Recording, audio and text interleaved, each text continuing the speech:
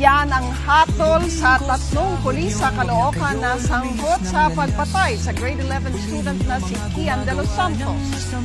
Pinatawan sila ng korte ng habang buhay na pagkakakulong at pinagbabayad ng danyo sa pamilya ng biktima. Umaksyon si Ryan Ang. Pinatulan sila ng guilty at pinatawan na reklusyon perpetua o habang buhay na pagkakakulong at disqualification sa parol. Kaya ang pamilya ni Kian tila nabunutan na ng tinig sa nakamit na hustisya.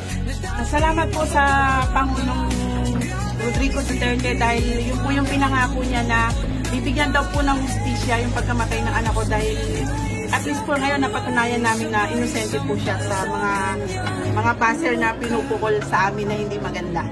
Sa amin, masaya kami, no? Kasi nakuha namin yung hustisya para kay Kian. Patunay na may rule of law, rule of truth and justice sa ating bansa.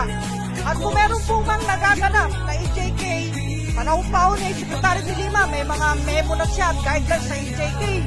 Hindi po yan pinahintulutan ng gobyerno. Yung mga magulang na itong si Kian ay nakikiusap, huwag na raw sanang gamitin yung kanilang yumaong anak sa pagsusulong ng personal o political na interes ng ilan. Akala ko ba sa may kilay ang saludo, tinaktakpan buong mukha. Matapos kayong maglaman ng harapan, pagkatalikod sa